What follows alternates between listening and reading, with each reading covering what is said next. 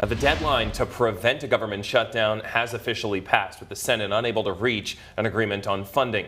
Federal agencies will now be starting specific shutdown plans. Now, the last time this happened was during President Trump's first term in office at the end of 2018. That shutdown was the longest in history. Fox News Chief Washington correspondent Mike Emanuel reports on the latest.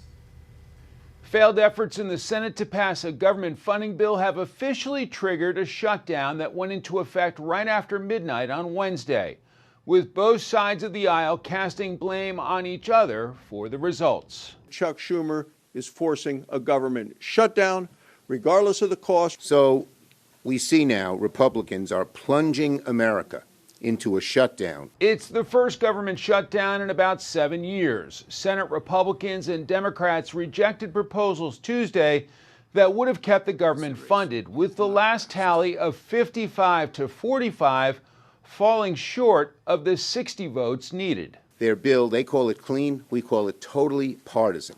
Democrats wanted more than $1 trillion to extend Affordable Care Act tax credits and restore cuts recently passed under the Republican-led Big Beautiful Bill. We simply asked Democrats to extend existing funding levels to allow the Senate to continue the bipartisan appropriations work that we started.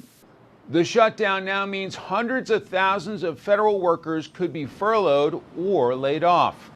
In a statement, the White House's Office of Management and Budget said, quote, affected agencies should now execute their plans for an orderly shutdown.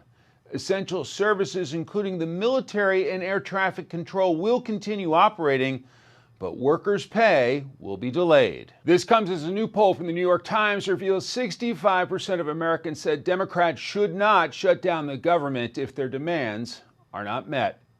In Washington, Mike Emanuel, Fox News.